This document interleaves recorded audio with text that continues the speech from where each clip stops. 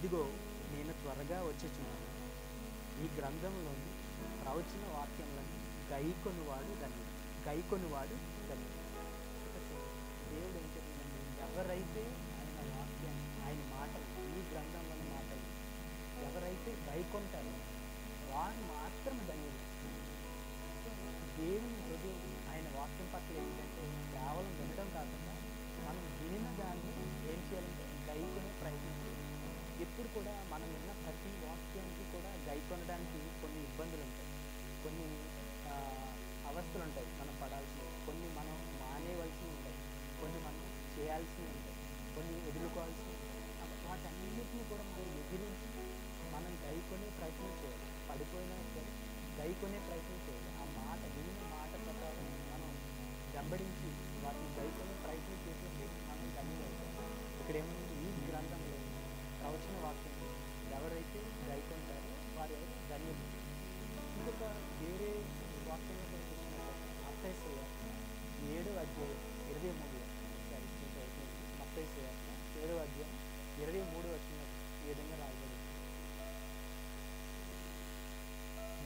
కాబట్టి ఈయన మాటలు విని వాటి చెప్పున చేయు ప్రతి వాడును బండ మీద తన ఇల్లు కట్టుకొని బుద్ధిమంతుని పోలి ఉన్నాడు.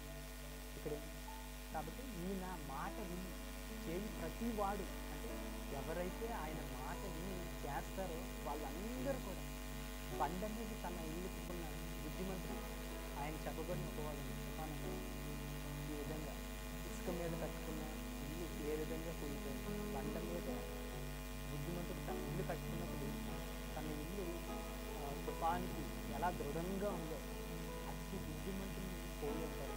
ఎవరు? ఈయన మాటలు విని వాటి ప్రకారం చేయి ప్రతి వాడు అంటే అందులో ఎగ్జాంపుల్ లేదు. చేయి ప్రతి వాడు కూడా ఎలా ఉంటుందంటే బుద్ధిమంతుడు పోలి, బండ మీద తన ఇల్లు కట్టుకుని బుద్ధిమంతుని పోలి ఉంటుంది, అంటే ధన్యుడు అవుతుంది.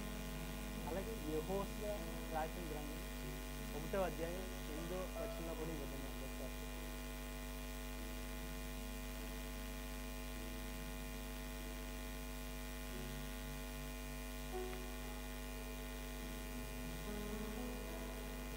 యెహోషువ 1వ అధ్యాయం 8వ వచనం ఈ విధంగా, ఈ ధర్మశాస్త్రమును నీవు బోధింపక తప్పిపోకూడదు, దానిలో వ్రాయబడిన వాటన్నిటి ప్రకారము చేయుటకు నీవు జాగ్రత్త పడినట్లు దివారాత్రము దానిని ధ్యానించిన ఎడల నీ మార్గమును వర్ధిల్లింపజేసుకొని చక్కగా ప్రవర్తించేది.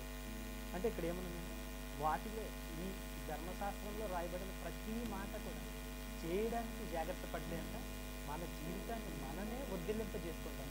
అంటే మనం ఆయన వాక్య ప్రకారం చేసే ప్రయత్నం చేసినప్పుడు జీవితం వర్ధిల్లడానికి, జీవితం సక్సెస్ఫుల్ అవడానికి, జీవితం ప్రాస్పర్ అవడానికి కావలసిన సామర్థ్యం అంతా ఆయన వాక్యం మనకు ఇస్తుంది.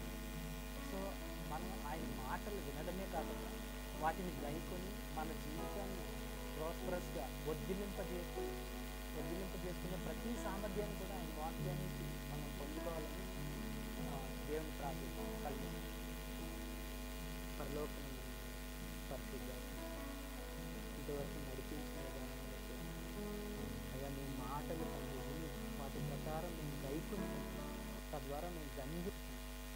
మాకు ఈ కృపను దయచేసినందుకు మమ్మల్ని ఆశీర్వదించి వినిన మాట ప్రకారం తండ్రి ప్రతి ఇబ్బందిని దాటుకుని గైకునే ప్రయత్నం చేసే కృప మాకు దయచేయండి.